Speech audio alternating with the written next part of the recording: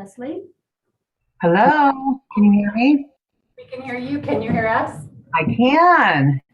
Good. We're on a roll. Good. So we're going to call the meeting to order of the Board of Trustees February 28th meeting. Roll call, please. Board Member White?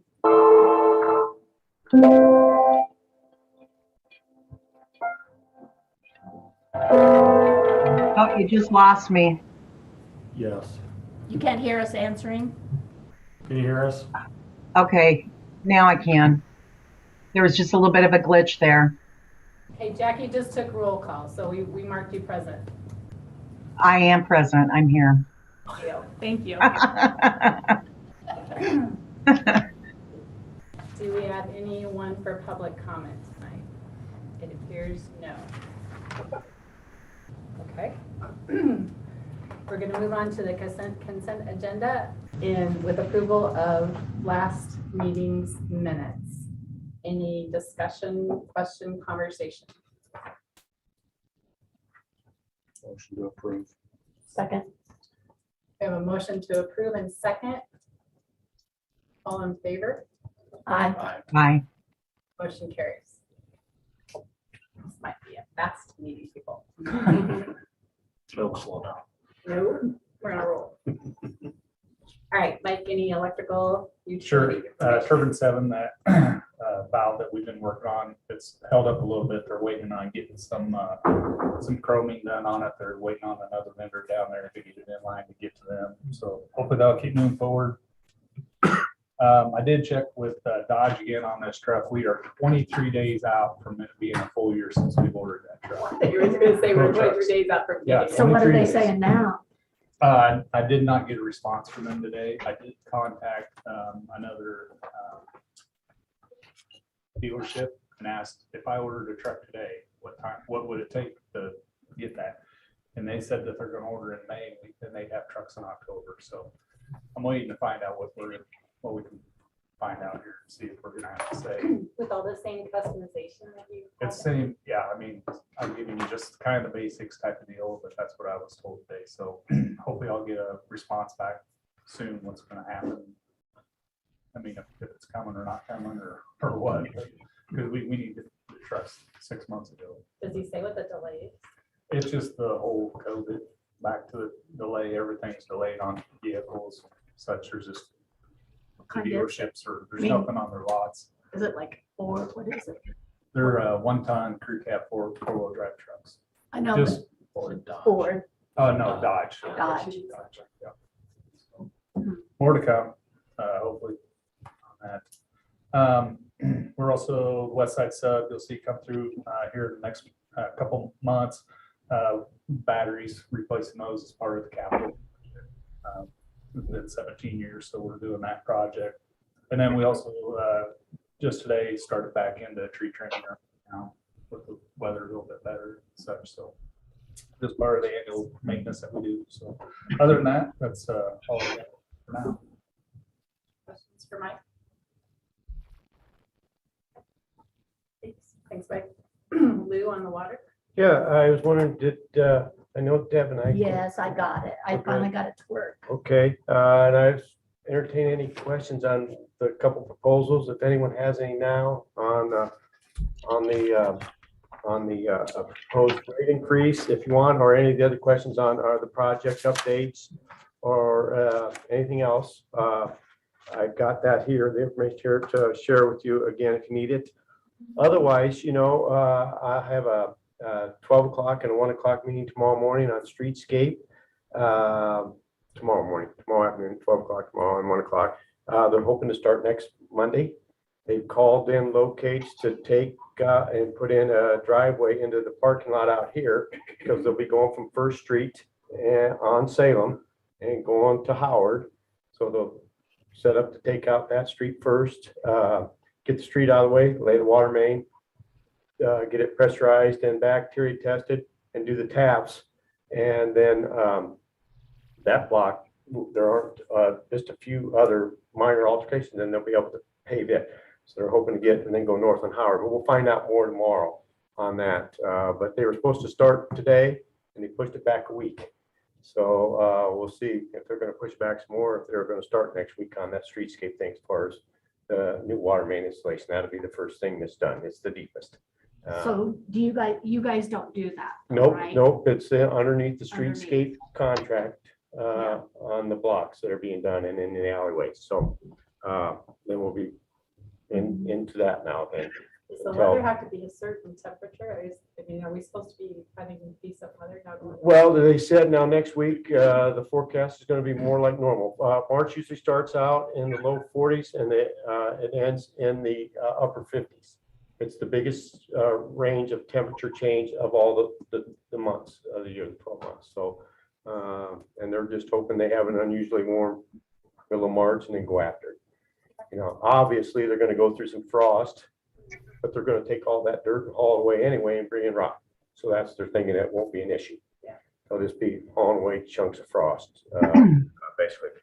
Otherwise, you know, we're fixing another main break today. It's just one of those. It's that time of year for us. Everything else is going on.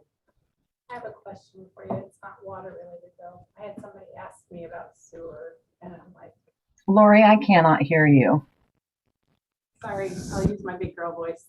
I had somebody ask about Hoover, how long that street was gonna be down. Do you guys have any idea with the piping that they're running? I thought they had that about right up there to it. I Is mean, it posted out there somewhere? Yes, Yeah. somewhere Yeah. I'll see about a week, 5 Yeah. business days. yeah.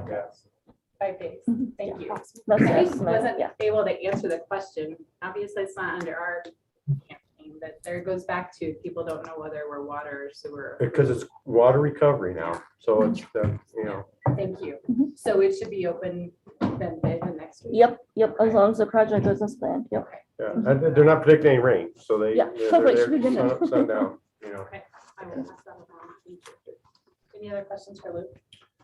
Back on the rates, Lou, what's our plan for that? You provide some options there. But just, you know, Chris and I have been talking about it and, you know, obviously, you know, we talked about, we definitely, would like and need a rate increase and we've got a 1 year or just a 2-year option that we're throwing out there to, you know, get the ball rolling as far as getting our revenues up there because we are, like say on the last 13 of the last 14 years, we've done water main upgrades. And I don't see that stopping, you know, and we just need more revenue to, you know. I almost wonder if we shouldn't be thinking further out than 2 years, so. Should we be thinking about a 5 or 10-year plan even? Well, we thought, you know, even, yeah, in that sense, you know, if you notice, a lot of these communities are doing that, you know, 1, 2, 3, 4-year, you know, increases.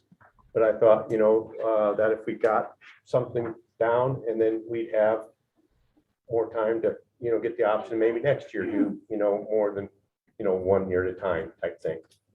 A lot of communities have done that. They went to, you know, it's the economy we're living in and they're just 1 year after another trying to keep up with the cost of living and the projects that need to be done. So. And I think one of the factors that kind of starts that, you know, after about 3 years, stuff starts to get far more fuzzy and we can talk about concepts, but, you know, as far as it relates to real dollars, you know, what we're trying to approximately, you know, the new residences, take in the new construction, taking the new construction usage into account. And if that, you know, in concept, those new houses help spread some of that load out, which would decrease, you know, any 5-year, 10-year I think further we're out kidding concepts. ourselves though, if we think that any new development's gonna wash out the increases we're gonna see over the next few years. Yeah. I don't think that's gonna slow down. Right. So Just, maybe we can't go 10, but I bet we could take a pretty accurate 5-year look. just in that last bid that we have for the West Boston project, which the council approved the other night, the engineer's estimate was $63 a foot to put the water in, and the lowest bid came in at $91 a foot. So that's kind of what we're facing here. That, and if that's the way it's going to be these next few years, then we'll have to adjust accordingly, you know, to keep up with this, which I definitely would like to keep, you know, 13 out of 14 years. I definitely feel we need to upgrade every year. So back to Adam's question, what's next here then? You've presented these numbers or these estimates. And that's kind of what I was getting at too, is it feels like we've gotten some pieces of information from you related to this rate increase, but at least I'm kind of looking for a proposal from you of here's what we would like to do and get our opinion on that. Great, because I was thinking this one here that we did, the two proposals that we did, I think encompasses not too big of an increase, but yet an increase that's going to get us more revenue. And do we want to continue on that track, or do we want to, wastewater did a big increase, to increase the revenues? But I need to go back and look at that because I looked at it when you sent it out, but I didn't think about it prior to this meeting. Okay, I mean, that helped us understand where our rates are compared to all the other Iowa Right. municipalities. right. But I don't know that I remember seeing kind of financial projections like was asked about that projects out, like how at those rate increase, how much more does that give you then Yeah, to what is put your towards revenue? the project? It's on the last, well, I can have, I'll send, if you want to have a little time to look it over, and I kind of just shot that out quick, so I know, and I just brought it up, I suppose So I should put that on there. what would you recommend? What are you? Well, actually- I'm recommending that we do these two proposals that were put forward to you, see if you like them, it'll get a start, and then we can go from there and have more of a study. Okay, so now we got another $200,000 a year with each of these proposals. Boy, it sure looks like we need 300,000 or 400,000 to keep up, with what we need to get done. So, and in that case. And I think that's exactly what you need to tell us. Okay. You need to tell us what needs to get done and what do we need to increase rates in order to be able to do that. Okay, all right, because I know, like say, we're locked in on the streetscape the next couple of years, so we know, we got those two big projects we're gonna get accomplished, and from then on, we'll, I've been in contact with the city staff, and they're planning on wanting to replace more streets and do some work every year too. So in those cases, if they're gonna take out the street, we want to have our monies earmarked for those areas. So that is in the future for us, So a question back to all of you, and Lou, since you haven't had a rate increase in so many years, you may not know, but what is our practice when we're presenting a rate increase? Do we have some way that we're presenting information and asking for that? Is there a form we fill out? Is there something that goes on record for us to vote on? How does that transpire? So we would back up just a little bit, and I'll kind of end with the process to increase rates. So we have our rate proposal for the water is two-pronged. One would be a $1 increase to the base rate, and with 5,700 meters in 12 months, that generates about an extra $83,000 by itself. And then part two of that rate increase would be 50 cents on the marginal rate. So for every 1,000 gallons that a customer uses over that first 1,000 that's included in the base rate, that rate would go up 50 cents. And that generates another $183,000. So the two combined increases generate a total of $266 almost $1,000. At the same usage, it generates an additional $266,000. That lined up well. That still keeps us below some of the averages. It's a rate increase, so I think it's an affordable rate increase that for most customers, it means $3 A month. but yeah, $3 a month. Our average customer uses in that between the 3,000 and 4,000 gallons, call it 3,500 gallons. That would be about $3. And so that rate balances affordability with increasing our capital spending. That $265,000 does get the higher rates. It gets 2 more blocks per year than we've currently done. And so it certainly doesn't solve all of our problems all at once. I do expect a relatively similar rate increase proposal next year. generating an additional $265,000 over the top of what we saw this year. And what time frame? When would you propose that go into effect? This one kind of is going to be a trustee discussion. I think, certainly as far behind on rate increases as we are, there is a need. And if we can get this before our fiscal year, this creates the budget and creates the ability to pay for those projects for next spring. So it is in our budget. I think Chris will go over. We have forecasted an entire year's worth of increase. So Chris, are you suggesting the first increase is this April and then the second follow-up is the next April? Yeah, and that the April date is kind of just a suggestion. The fiscal year is July 1st. Right. It is a relatively minor rate increase. People probably wouldn't feel the impact on it. I think my preference would probably be to line it up a little sooner rather than later to balance the, need for those funds, get those rates generated right now with not creating a big spike in rates in July when more people are using more electricity. And so it is. It is a little bit of balance. I think we at least need to do it by July to kind of fulfill this budget and this budget policy. The exact timing on it, I would propose that maybe go in effect on May 1st. That's before usage starts to increase. So what if we just said today that we would like to think about those increases to be effective on March or May 1st? So when are we doing the electric? When does that happen? Should we cover water first and then we'll come back to electric? I think it's a good question Yeah. because people Yeah. are Well, going to that's- be impacted. I'm by both. thinking time. Yeah. I mean, So I would like for us to get into a cadence of conversation. We know we need it. Okay, May 1st is typically our water increase time. And And then- maybe electric follows that at some point, but it feels like we need to be in more of a regular pattern of conversation review. Does it fit into the budget? What does it impact? How does it impact the budget?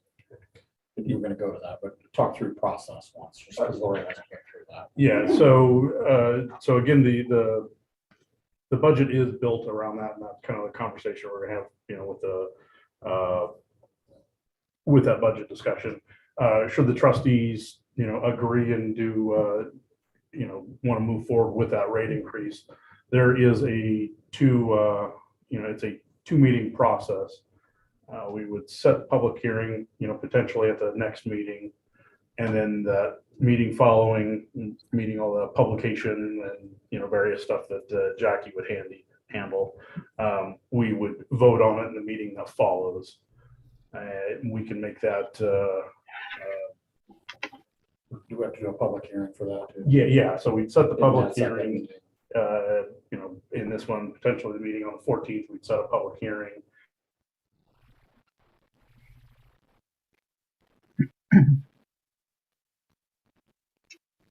I've just lost audio.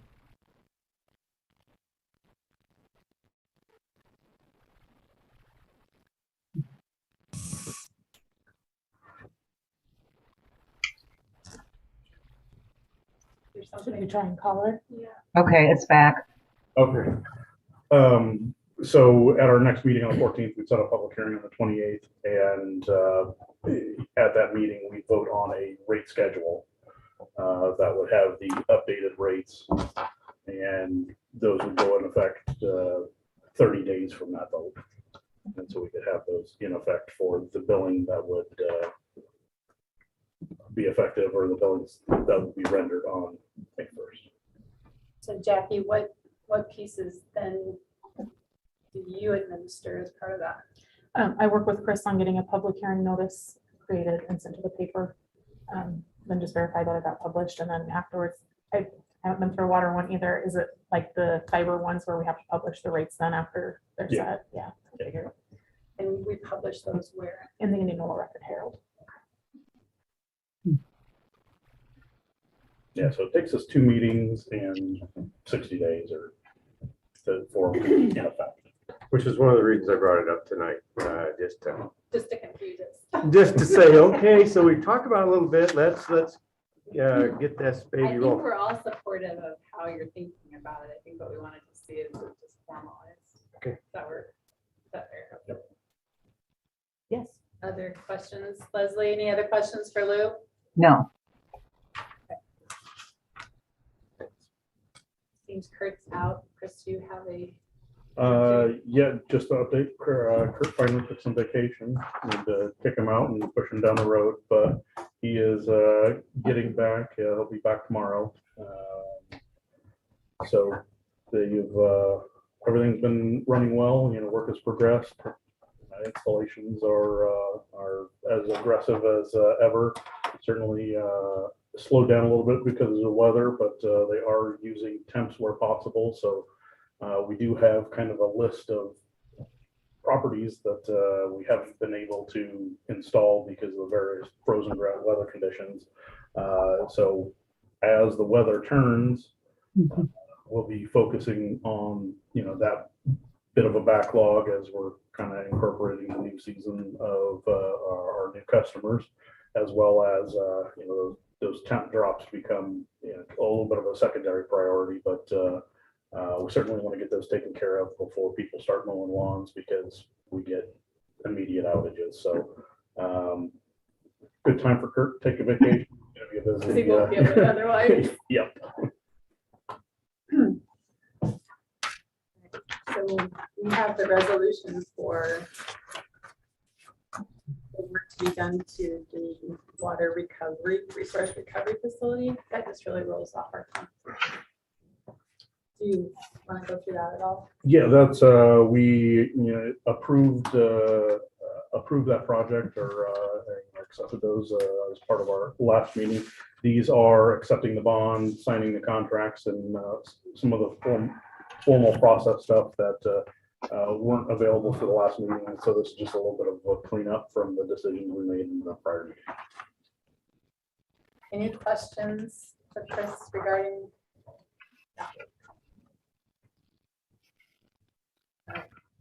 So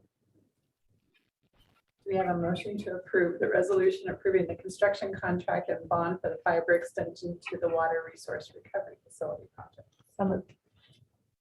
Second. Any discussion?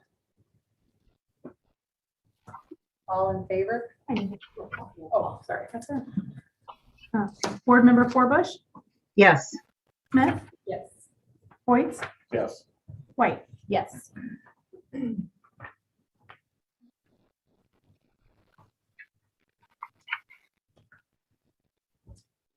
Okay, any other communications utility information items? Chris, Alicia, anything? How about the combined fiscal year budget, which I'm sure you're all dying to talk about? Who wants to take that lead? So in front of you tonight, there's a presentation, or it's just a 4-page slide presentation, just kind of high-level summary of the budget we discussed on the February 14th meeting, or at the February 14th meeting. We'll kind of go through page by page. It's just kind of shows the big ticket items for each department, and you'll kind of notice a recurring theme through the electric, water, fiber, and that is rates. So we'll kind of talk about those as we go through. The admin budget, that includes utility services, and then the IMU administration, which includes the finance and AP and payroll departments. Those are kind of, I guess you would say maybe pass through. We set our expenses and what we think those are going to be. As far as utility services, that is funded by all of the IMU departments, plus the city also contributes an amount to that, and that is the amount you see there, the $95,298, and that's just determined based on a formula we've kind of used in the past years based on sewer billings, and we arrived at an amount that we agree on that. Percentage of what Alicia's department does based on sewer billings, that's water, sewer, stormwater and recycling. So that amount does get contributed to Alicia's budget from the city, and then the remainder of that is made up with Mike and Lou and Kurt's department. The So IM Chris, would that be considered part of the 28E Yes. shared services? Yep. So that It sure is. formula is included in that. correct. Okay. Yes. Thank you. But is the actual formula included in the agreement? I don't think it is. No, not the actual formula. I'm not sure exactly how it's worded. I think it does allude to the services that we bill for and some amount that we agree upon. So I think 17% is kind of what we've derived at when we go through and we look at, what we collect in revenue for each department and what amount of that is city services. We've kind of come to that 17% figure. I wondered that just because I think we'll be looking at that 28E agreement to refresh it. And that's probably something we may want to just review and make sure that that's still. Yeah, that's what I was gonna ask, is that 17%, I think, is what's been used for a long time, but may not necessarily reflect what would be considered an equitable allocation of those expenses. Is there any discussion about updating that? Yes, we kind of talked about that last year. And in fact, I think originally it was somewhere around 15%. So last year it kind of got adjusted up a little bit. And we did have discussion with Andy and his department, and we agreed on the 17%. And that's what we used again this year as well. But Lori's right, we will be probably addressing or looking at that 28E agreement with the city in the near future, I think. Yeah, just for historical, that 17% or the 15% was arrived at back in Rob Stegel's days, and it was kind of meant to minimize the impact on some of the other departments as we were getting fiber up and going. And we've used that just because that's what we used last year. But I do think that is appropriate, and that'll be one of the items that all of those shared service allocations are. I think that percentage is absolutely worthwhile discussion, because I think there's probably more May still be equitable way to do accurate. I just didn't know if we had the formula included that. it. Yeah, just a percentage.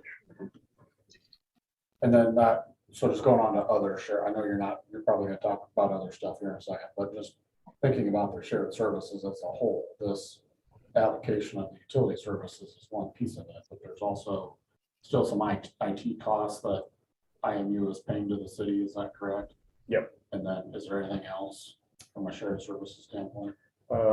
For Jackie For city clerk, yeah, okay. city clerk services, everything else is, those will be the big ones. Everything else is kind of be moving away. We'll, I think we re-looked at that, and with new job duties as we're taking over payroll, we've come up with a new percentage on that one based upon. And is that reflected in the budget? And that change is reflected in the budget. And the city has that on their side also? Yeah.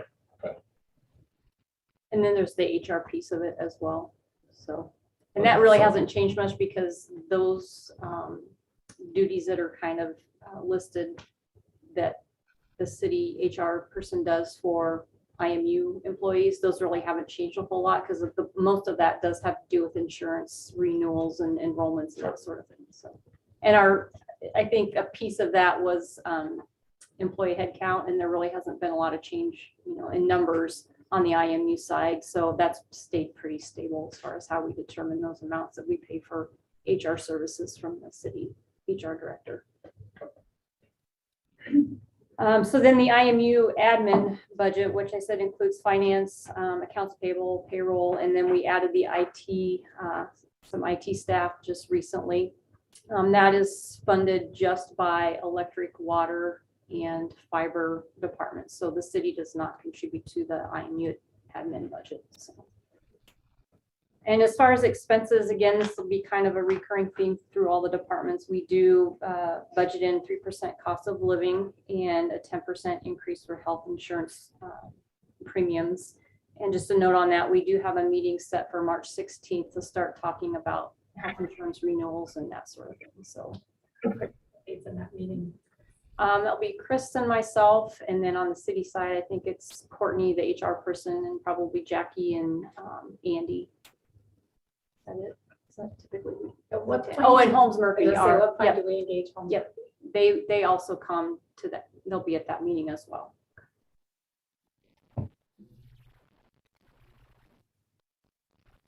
I know last year I was very, very new when we had this conversation, but there was a lot of conversation about reserves. And so it might be a good thing, just as you're starting to dig into it, to help us. Yeah, and I think as we have that discussion, certainly in the back of my mind, reserves do play a large role in, I think, what our health insurance rate recommendation should be. So that reserve discussion will start. I think it goes hand in hand with that March 16th discussion about what's necessary.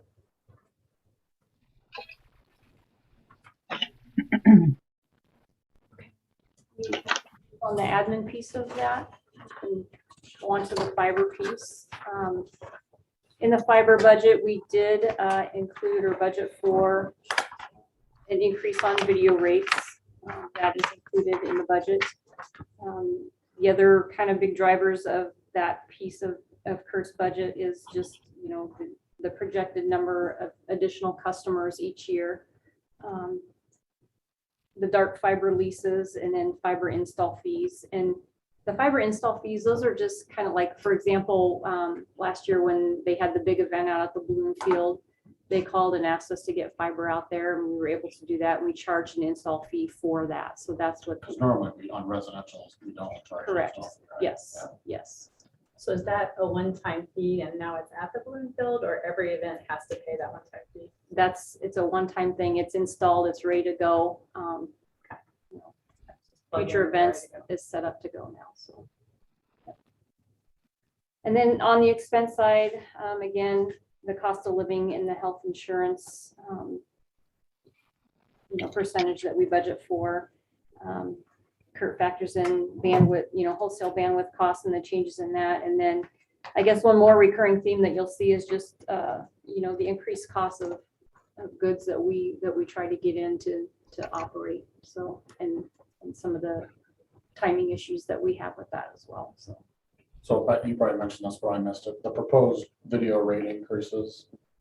Can you talk about that a little bit more? What timing do you have in the budget for when that would go into effect?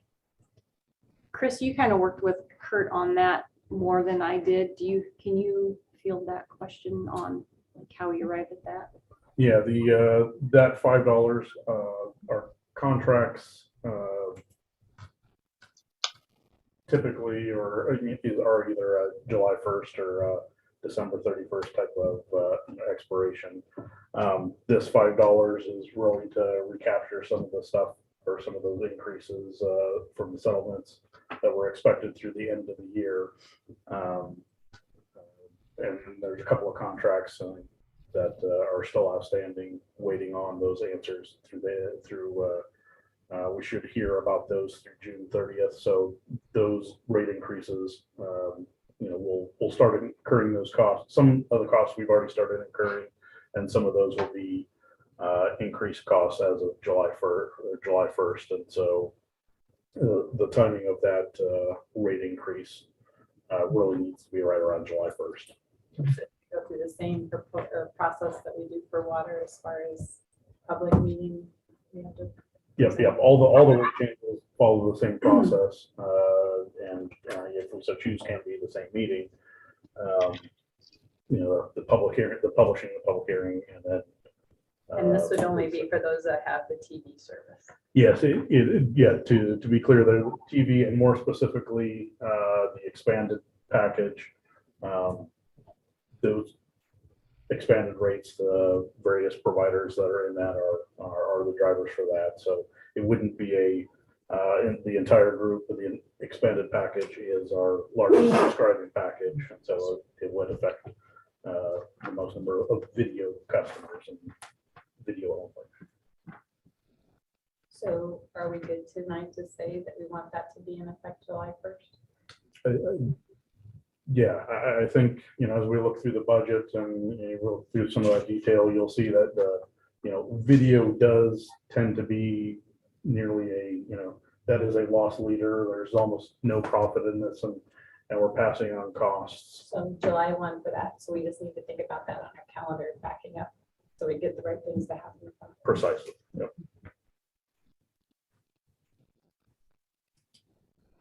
So, Unless there's other questions on the fiber notes here. Okay. Water, we kind of talked about the increase that we did include in the budget, the $1 on the base rate and then 50 cents per thousand after that. On the expense side, again, we've got salaries. We talked about, I think last time, Lou's staff is really working hard on getting certified, and those higher certifications come with higher salary ranges. And so we've budgeted for those. The health insurance, and then just, cost of construction supplies, and then funding the CIP, which includes the streetscape and the other water main projects that we've talked about. So.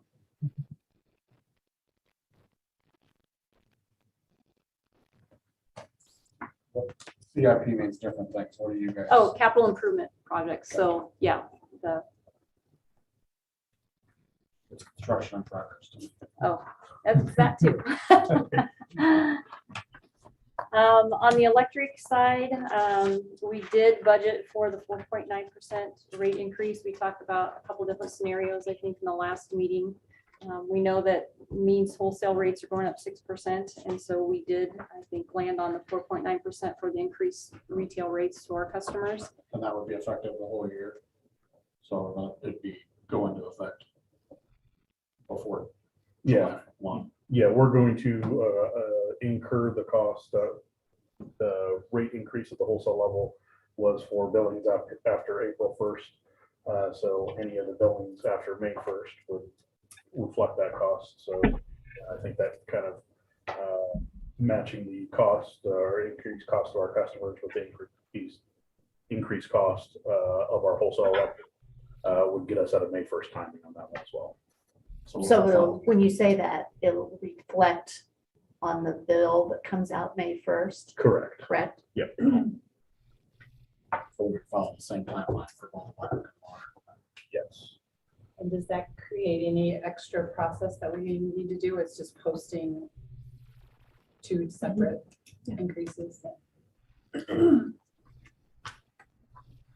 so then in the electric one, then we've got our fuel costs, which we all know is a little bit crazy right now, but we just try to get a good handle on that as best we can, just based on, you know, what they are today. And Diesel for the yes, generators. yep. Typically, we get, I think there's $70,000 in there, and that was enough to cover our quarterly runs, but that's gonna be a little steep, probably with the current prices. Just for background, we made a relatively large diesel purchase a couple of years ago. Trough of the prices, timed it real well. That doesn't always work, but we did time that pretty well and bought 22 truckloads worth of diesel. And that, of course, you know, part of our reimbursement deal with Mean is they reimburse us at our average cost. And so, unfortunately, in a time of rising diesel prices, 2 years ago, we made significant strides to lower that average cost. You know, obviously that was better off for us, but it does create a gap between what we're going to, or increases the gap between what we're going to get reimbursed for those diesel fuel runs and the actual amount of fuel that, you know, a given number of dollars purchases. And we do know when, like, those, we call them exercising the engines. We know when those are going to happen, and we can kind of plan around that. But when you have events like derechos, you know, the ice storms and stuff that kind of crippled the entire country about a year ago. So we did have to run to kind of help supplement usage at that point, not for our community, but just basically out on the grid. So those things are kind of unexpected, but we plan the best that we can for those. Mike, how full are the tanks right now? We're around 400 and some thousand. Out of, Well, we could only carry about 500,000. So we just did that tank inspection.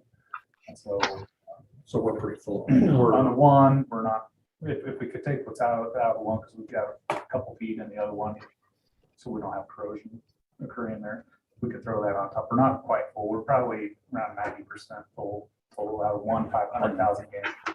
you know, and then minimal level on the other one. Just, yeah, there's, in fact, there's not enough in there that it's because of the elevation issues.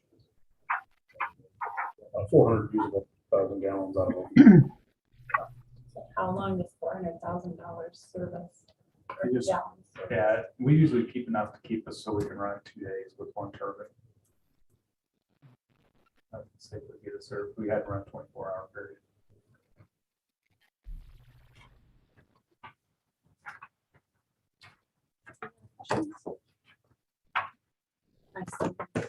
This is all right. Thank you for doing that.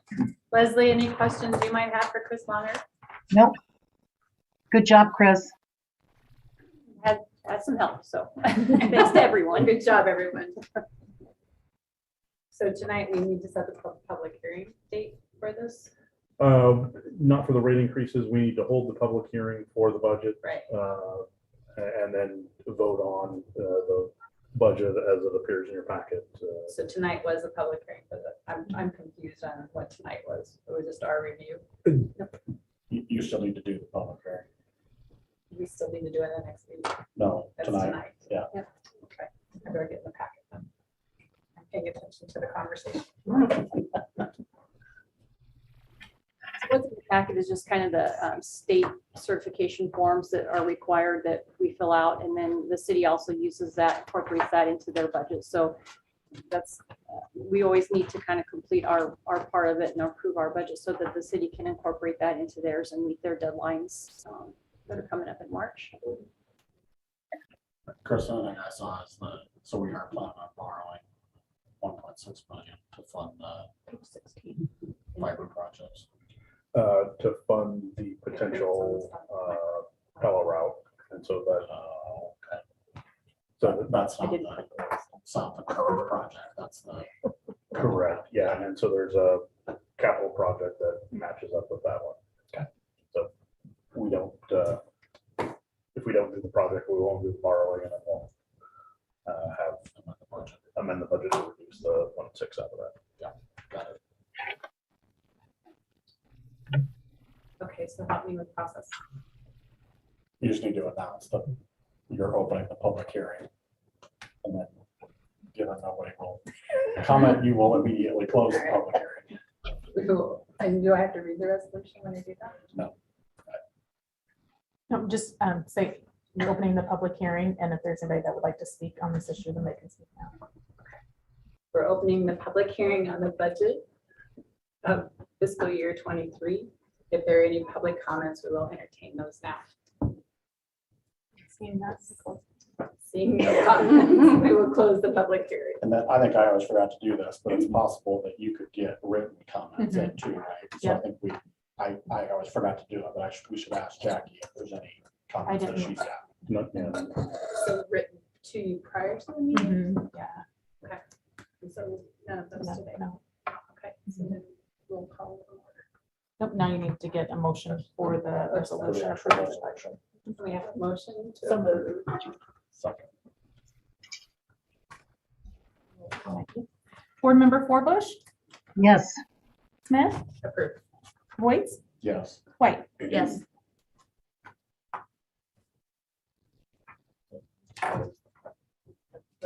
Close it now.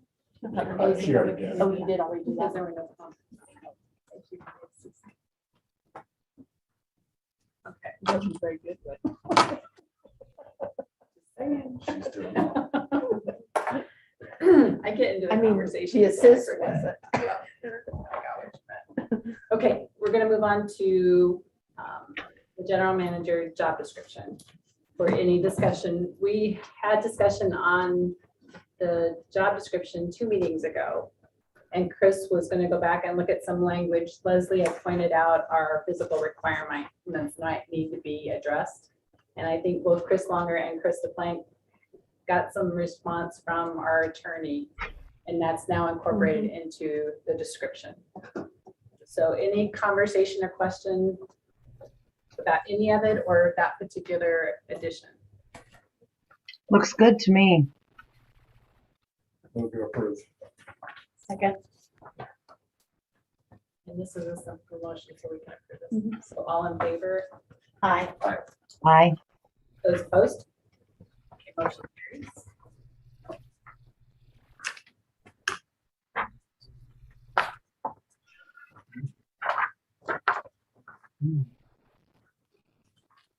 So Chris Longer will take the draft off and update the date on that. Yep, and publish that. Sure will. Thank you. Okay, next item for conversation is our strategic plan. Christy sent a copy of our updated version last Tuesday or Wednesday, I believe, for everybody to take a look at the additions that we had incorporated since the January 18th discussion. And so I guess we are open to any question, conversation. We could start with the top. We made some changes to the electric. Mike was involved with that. Any questions related to those changes? I had nothing to do with any of it, but it read very well, and I thought it was really good.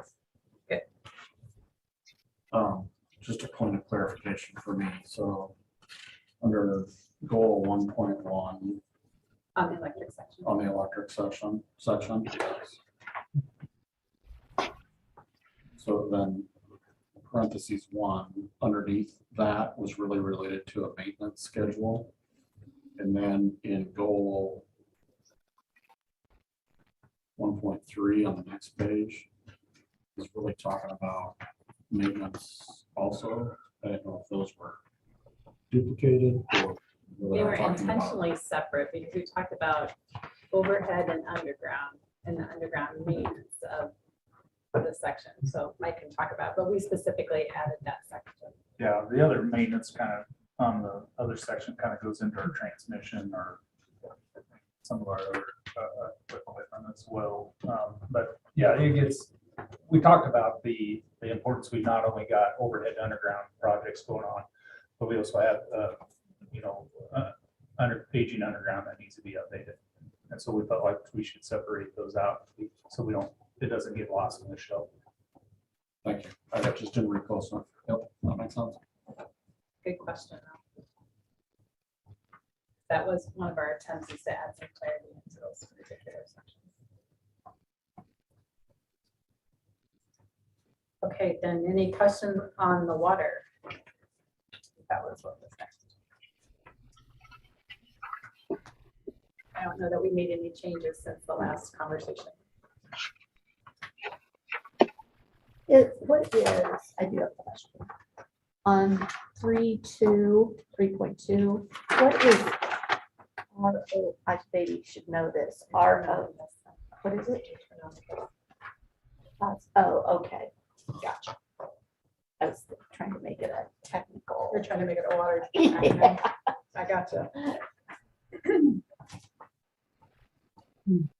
Any other? On 3.1, I like how you spelled out by year what our goal is.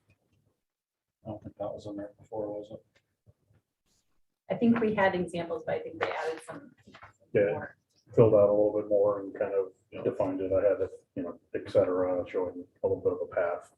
That's puts that for the first 5 or for the next 5 years. Yep, good. Did I skip the? No, it's 3 point, and when you said 3.2, I was like, oh, well, that's not me. That's Kurt, but Oh, sorry. 3 point. No, that's all right. I just didn't have that answer. Or did we have our numbering right? Water was 2. Yep. Okay. Yeah. Lou, on 2.1, under the success indicators, so the first bullet makes sense that we have a goal of 1 mile of 4-inch and 6-inch lines replaced per year. But then the third bullet down, overall 1.5 water main mile per year replacement. Are those two different or? They're describing a lot of overlap.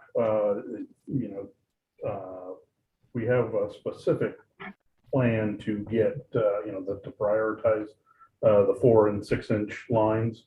But we also, over a path to get we're hoping to get to a mile a year on those 4-inch to 6-inch.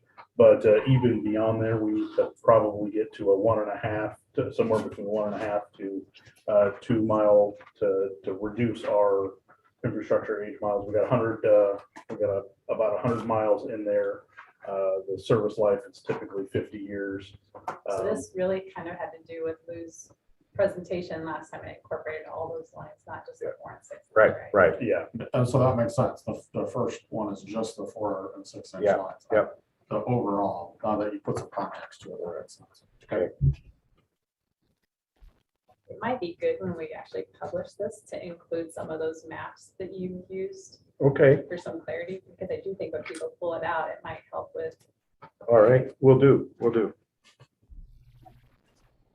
any comments on the communication section.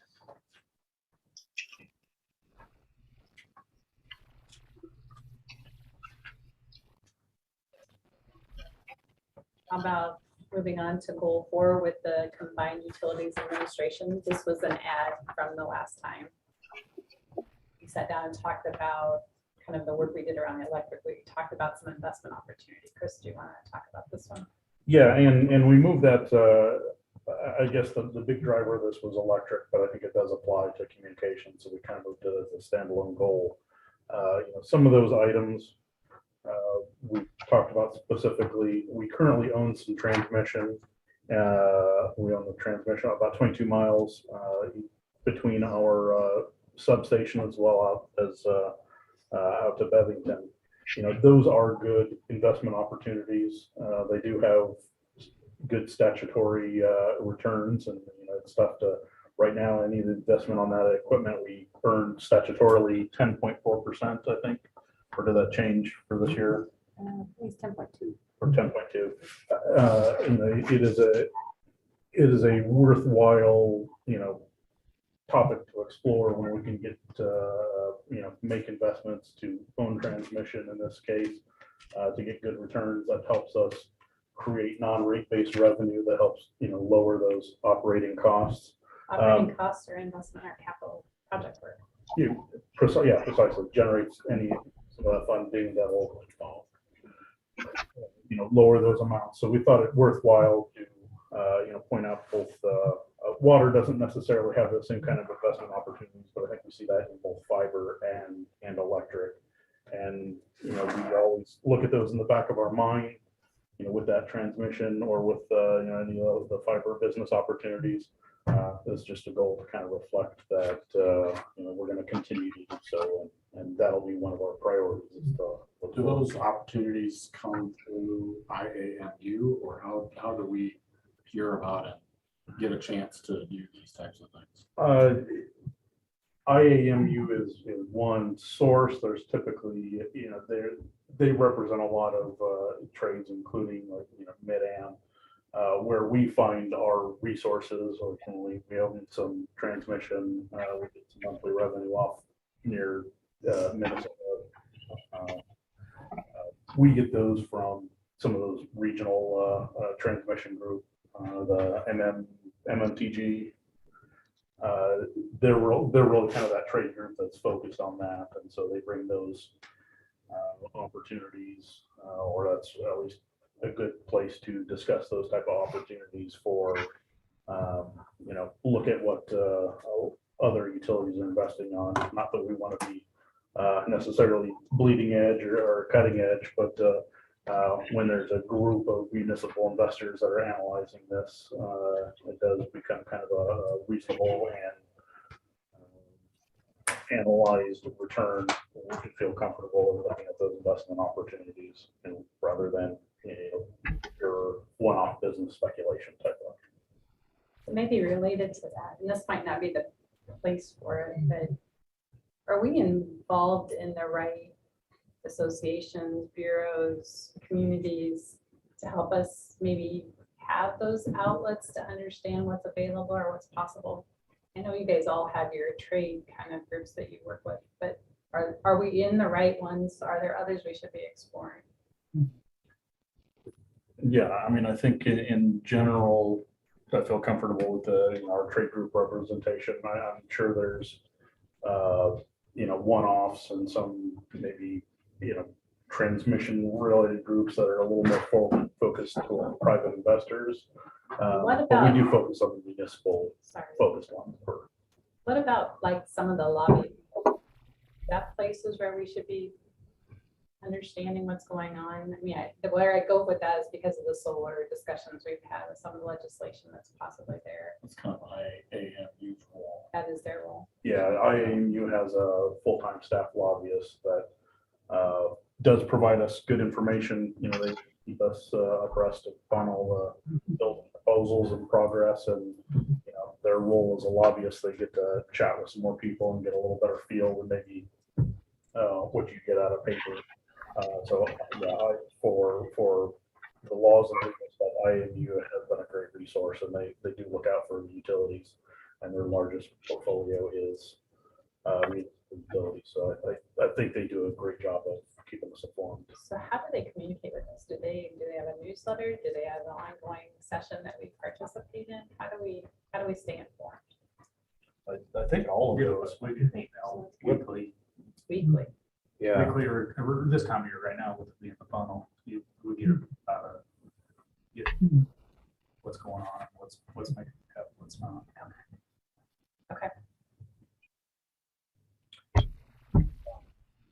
Kind of related to this, but a little bit different on the water side. At one point, it was mentioned that Warren Water was potentially considering trying to find a backup water source. yes, we got both engineering firms now discussing, working together to see. They approached us again, you know, a month ago about, you know, wanting to know our availability to them, and we are for both. And it had been, last time it was discussed was 2018.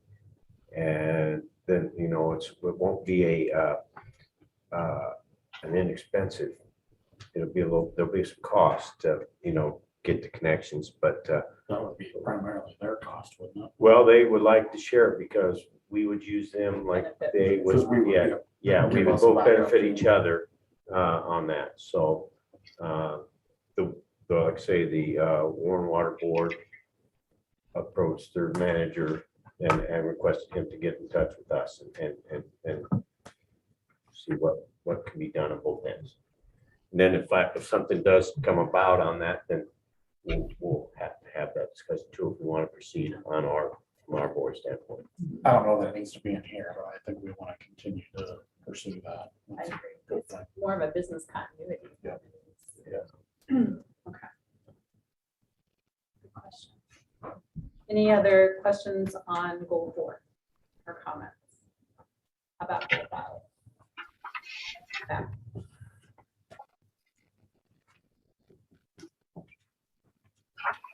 Goal 6.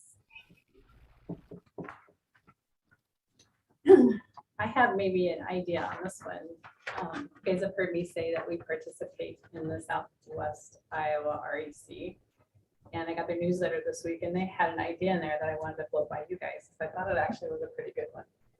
They were sponsoring a scholarship to a high school senior or anyone that would be interested that they would offer, but maybe pursuing lineman training or something in the electrical field.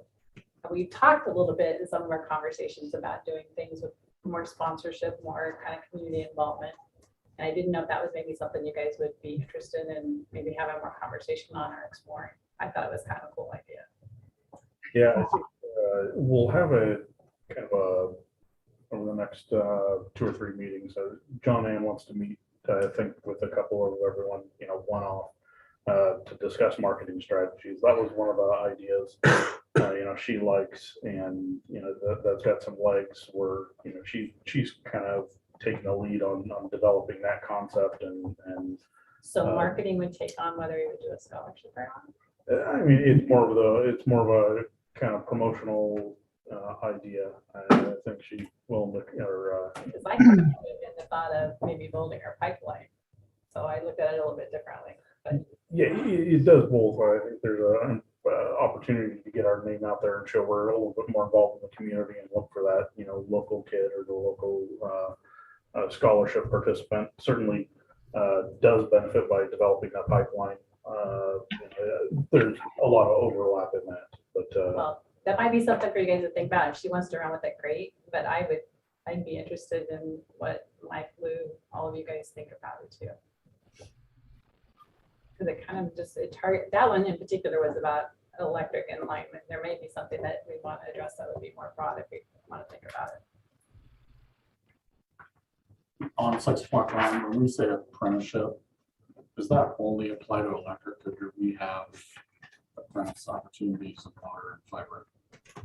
the apprenticeship program, apprentice to journeyman is electric. Gotcha. Like listed as responsible. Well, I think when we're raising rates across the board, I would kind of hold off on a lot of sponsorships at this time. Yeah, I don't know that, like a scholarship would be for this year, knowing where we're at in this season, but maybe it would be a next year kind of a conversation. Well, and the other thing that I would just remind people is that you're setting a precedence, and once you start giving money to this group and that group and the other group, you're going to get hit by every group in this town. I don't know if we have that kind of budget and if that's how the ratepayers want us to spend their money. I think it's more of a selective. We've talked a little bit about it in some of our other conversations. That's why I raised it. So I think that's part of the ongoing dialogue. If it's the right time, if it's the right thing to think about. Well, and with this, would it somehow twirl into future employees? That's how I would Yeah, think that's- about it. But I would see that maybe we could get them future employees. Chris and I were talking about this, that IMU has been very stable in your staffing, which is kind of an unusual thing right now in this timing. Well, it's not always been so. Well, I compliment you because this has been a time of a lot of fluctuation. And so we don't have a lot of openings, but at some point we could. We worked hard. Well, good job out of you guys. And Lou is just really cheering those guys along, I know. There was, what, that 3, 4, 5 years where We were just holding our breath. Mike was really struggling. And we couldn't find people that would even apply for jobs in that particular area. And others are feeling that same pain now. So that's kind of where my head is at. when I was Yeah. thinking about that. Okay, moving on to goal 7, community. I'm sorry, can I go back Sorry. to goal 5.4 quick? You only can move one back or forward. You're kind of squishy. I thought we had talked about taking this one out. I'm fine with it being in there, but I think that was maybe Chris Longer and Leslie wanted to talk to this one because wasn't this the block that you guys worked through? Yes. No, I thought actually you guys kind of dumped that one on us at the last minute. It needs to go in HR, and that's why we put it in, because that's what you guys told us to do. I thought it was You had it somewhere else that one. in the first draft that we looked at, and you asked us to incorporate it. So we originally had it like under goal 7. And along with that, we had speak at conferences, and we did strike that one. And then I had a note to possibly include this one in in goal 4. Right. Which is Now And our 5. number. Yeah, which is now 5, but it's the HR part. But that's just my note.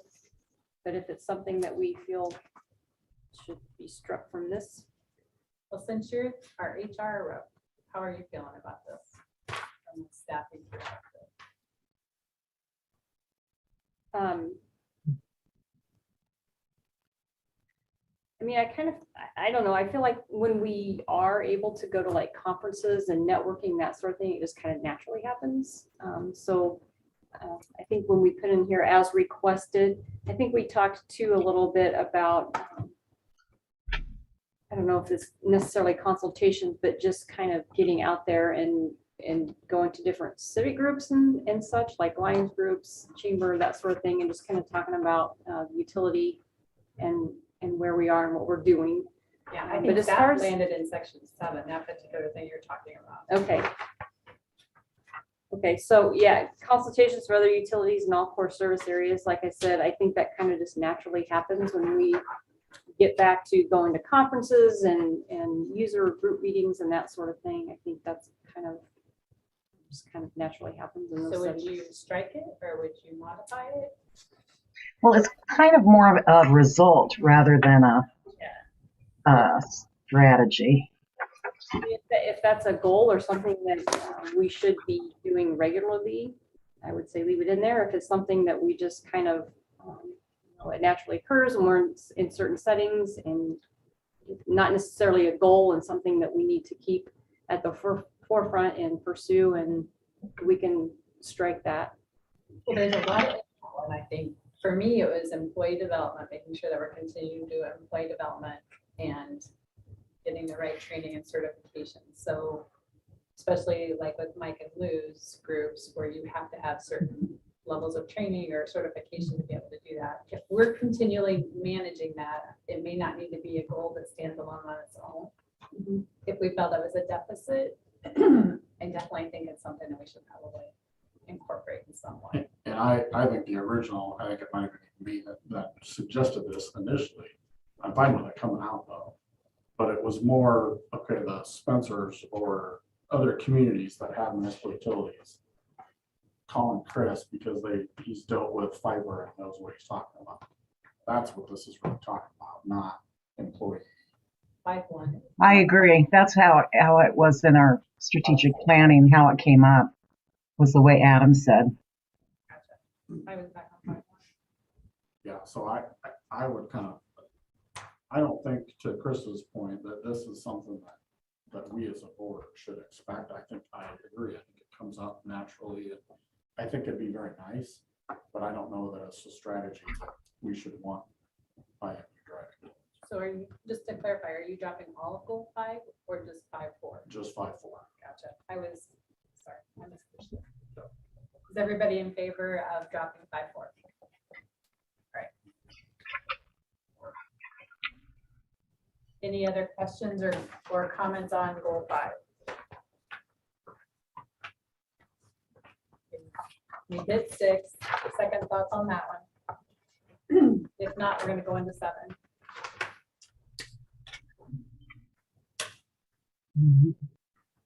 In 7-1, what is a citizen education plan? That was a new term.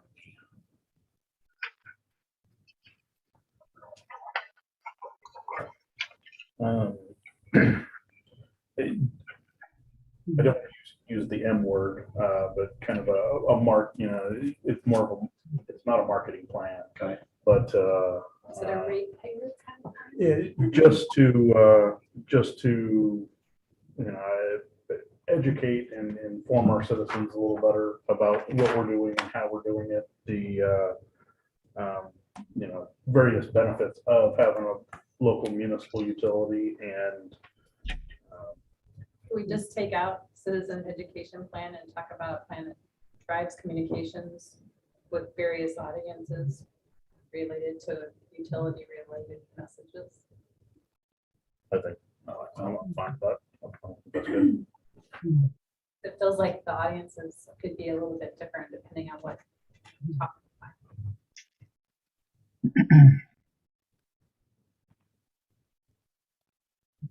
Are we saying citizen education plan because we don't want to use the bad word marketing? You didn't make his face when he said that. I don't understand. Is there something on this place marketing so bad? Leslie, would you like to explain why that kind of got to be a taboo in our strategy conversation?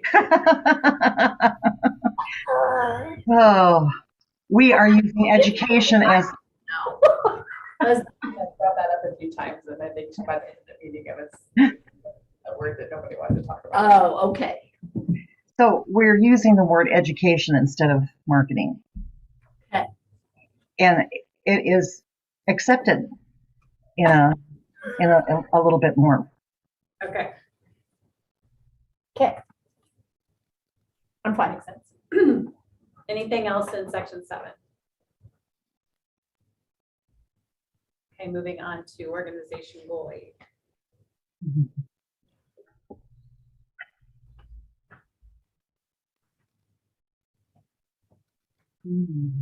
Okay.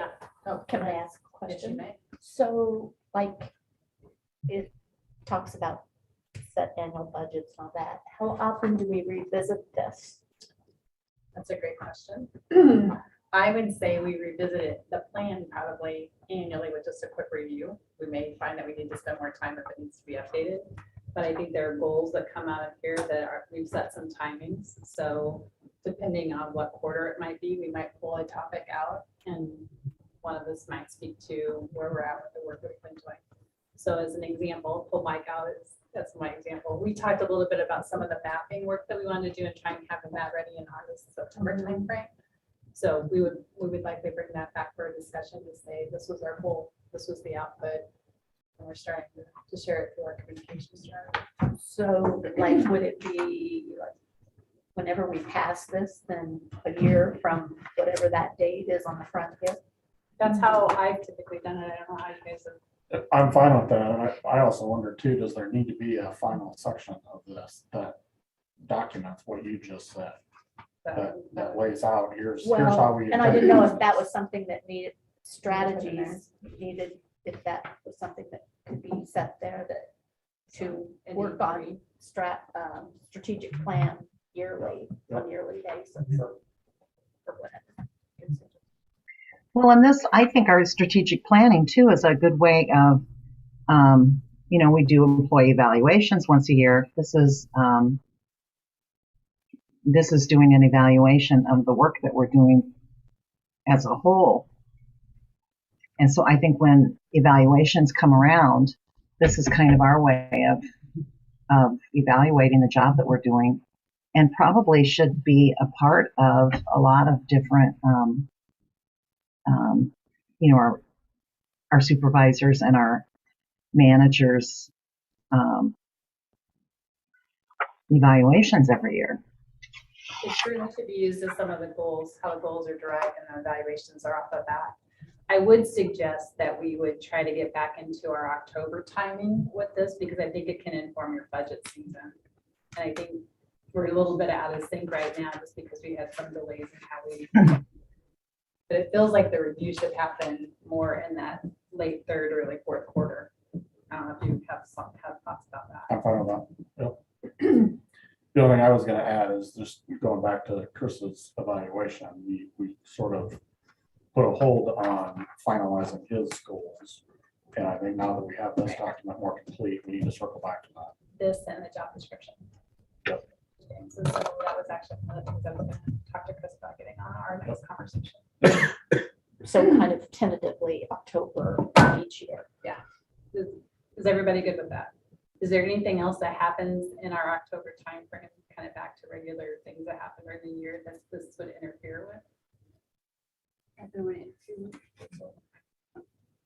So then who's the keeper of this doc?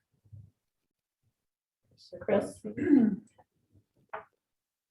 So the next question I would have is, where does this get stored so it's available and people have access to it? Do we have a common kind of repository of documents like this that We've got some forms on our website. I don't know if this is necessarily forms, talking with some of the fiber about some page overhauls and upgrades to make this a little more, it's not necessarily news and not necessarily just a common form. We talk about some stuff that's, more customer education material like rates. I think it would, be a version of the rate page that becomes just more of a informational resource page. We're working on where that'll go. Just talk about, before this goes up on the website, we're going to put a little more publication, get some of our IMU fiber staff that's great with documents like this, kind of clean it up and make it a little more visually appealing, and then get that out on the website. I will say, when I was doing my research, I did go out to other cities to look for their strategies, and it was kind of all over the board. So I like that idea of getting ours out there where people can have access to it.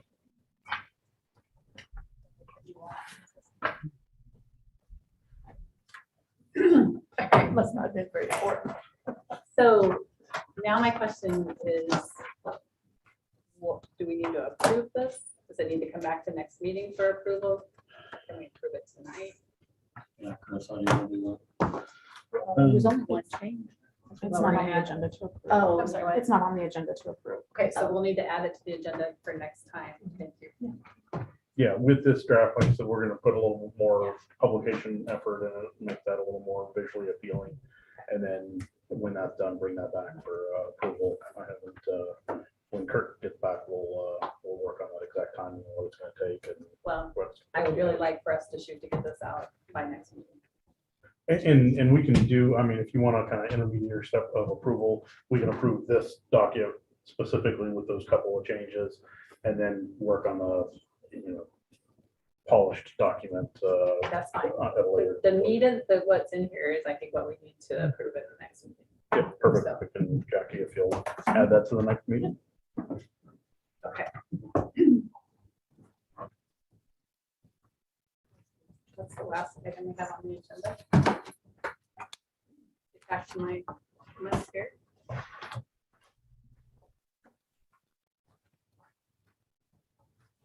Anything else that we need to discuss tonight in the other items? Well, I'm just asking the question. But, and I'm not saying change the meeting place or anything, that's not what I'm getting at, but how come our meetings aren't televised live? We had some conversation early on when I started last year with Kurt about this. But I mean, I know we're not very exciting, I understand that. I don't know that I knew that they were. They're recorded and published the next day, aren't It's the they? next day, isn't it? So when we started making it available via Zoom, you guys were setting up your own Zoom link and we weren't able to televise that live, that part. Now that we're doing it Zoom from our city account, we're able to do that live via YouTube. So it is on right now. Oh, so it is on? Yeah, Okay. yeah. And then once I we didn't get know all that. of our system replaced and we're able to work with Kurt on getting Okay. it back live it's on MediaCom, but then we'll get it on the IMU channels at some point too. I know Cool. they're working together on that. I wasn't aware of that. Thanks. It was me, because I thought it was the next day. It used to be, yeah.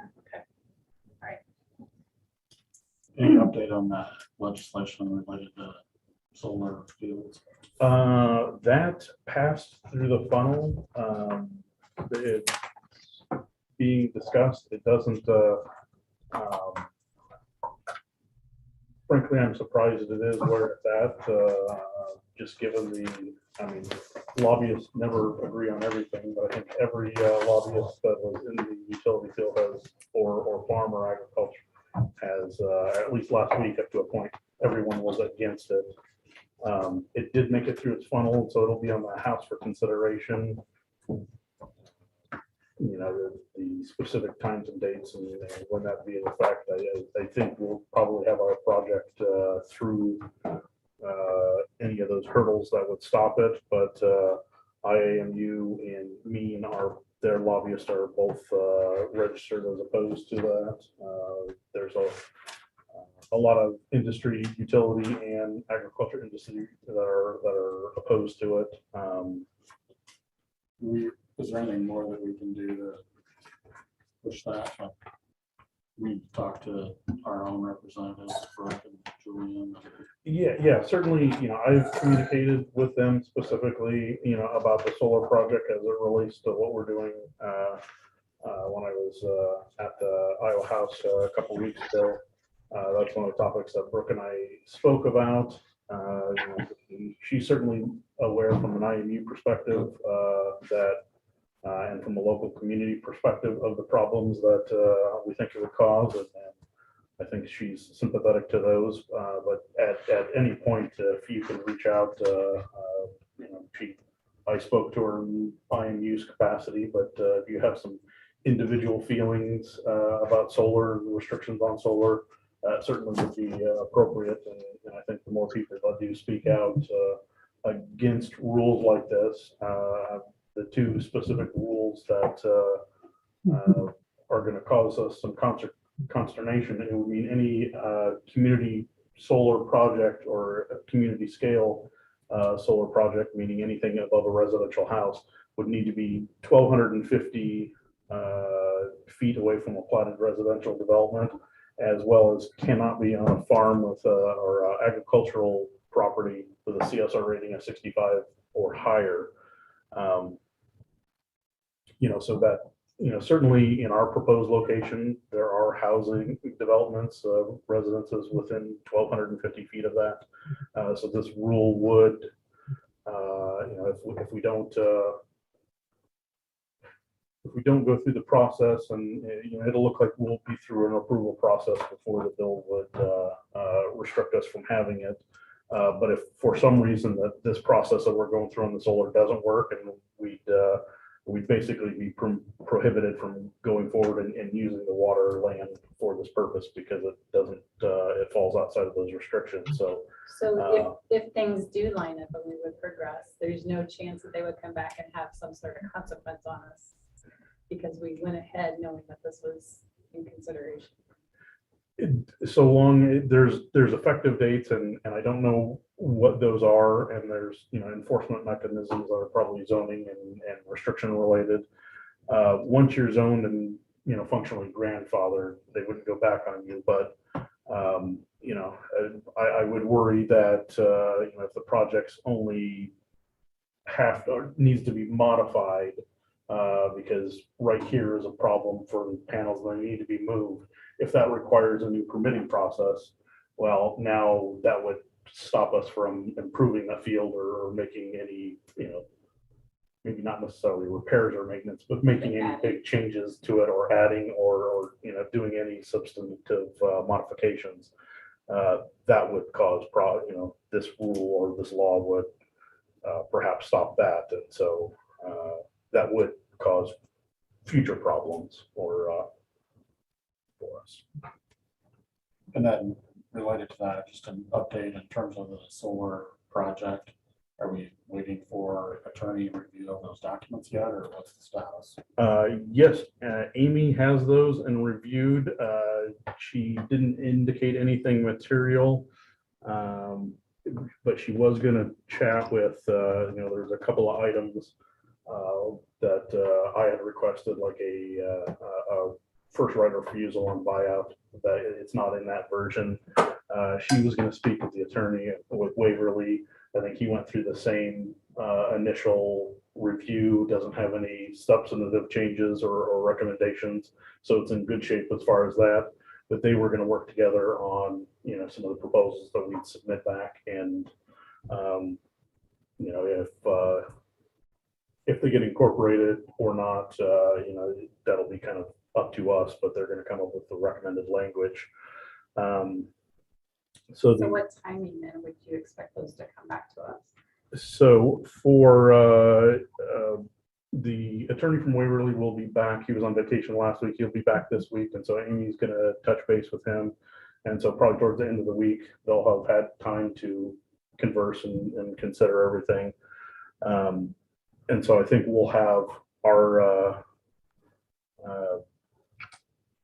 opportunity. Michael Knapp from Sand Hills has proposed the current schedule to the PPA and lease. They want all of our comments and review of the draft of the PPA and land lease done by March 2nd. By Friday, March 11th, they're going to send back the draft. Wait a minute. March 2nd is Wednesday this week. Yeah. And we're hoping, if Amy gets those back, we'll have that comment and suggestion back to her. So we'll have our comments as soon as Amy's done consulting with Waverly. We'll have our comments back to them. Friday, March 11th, they'll send back the final draft agreement incorporating any of the changes based upon community comments at our the next subsequent board meeting.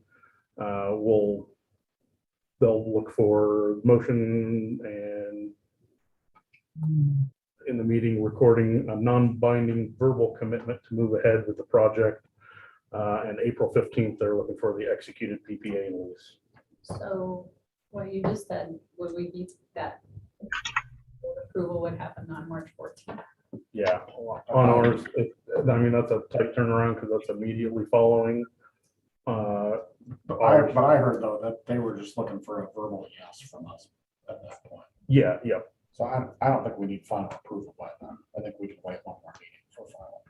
Yeah, we got up through final executed agreement on April 15th. We need to talk about it on the 14th, and Vote on the 28th. right, but not necessarily formally approve it, but give Chris the indication that yes, it's likely that we'll approve it. So what do we need to be in a competent place for that? What,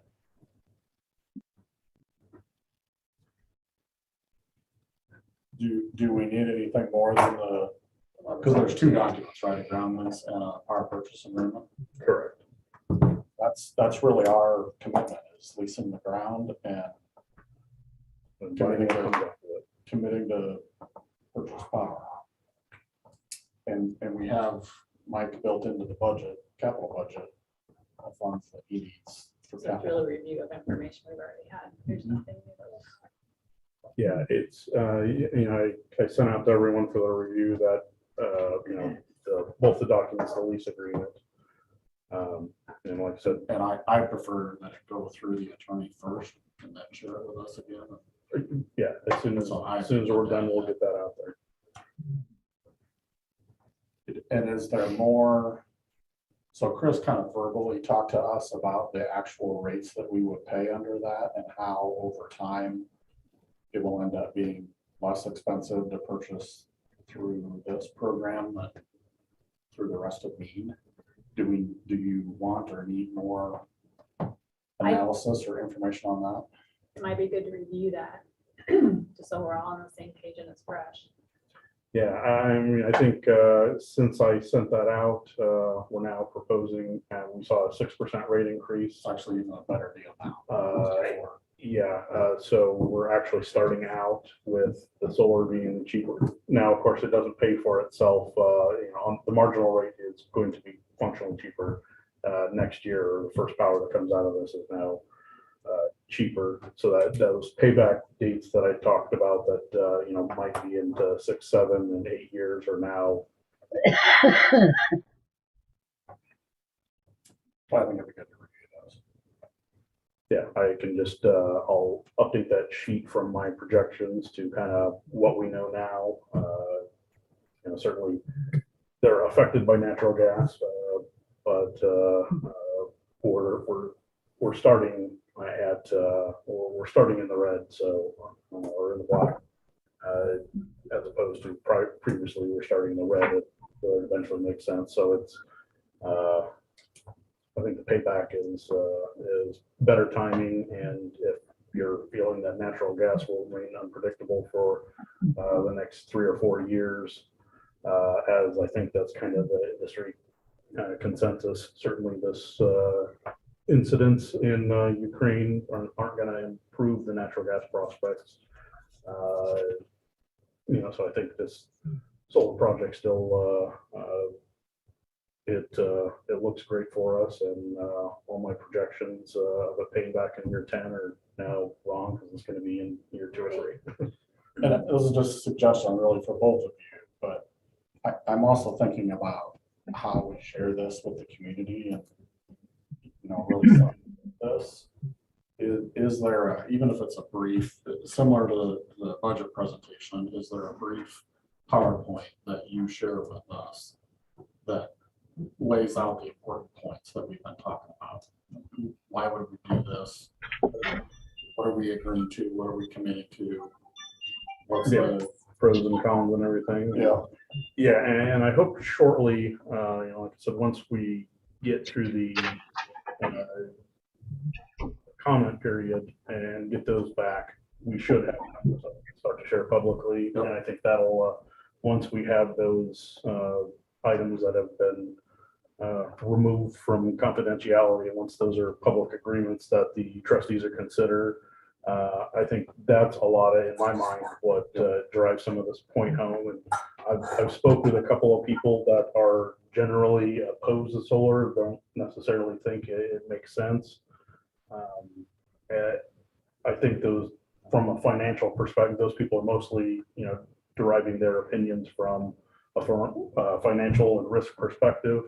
Once we can start describing how much we're going to pay, what we're going to pay, and what we're responsible for, I think a Before lot I of saw the those- numbers, I would have been in that camp.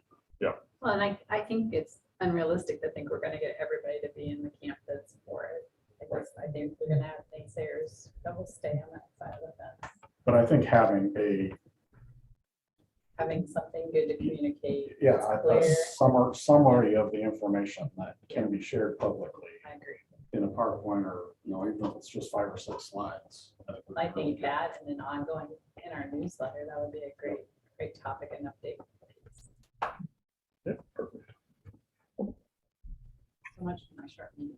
I see you're all put away. Yes, I thought we were done. Good questions on the solar. Any other conversation or topics? Okay, I will take a motion. So there's All in favor? Aye. Opposed? All right, meeting's adjourned. Thanks, everybody. See you last. Thanks, Bye, everyone. Bye.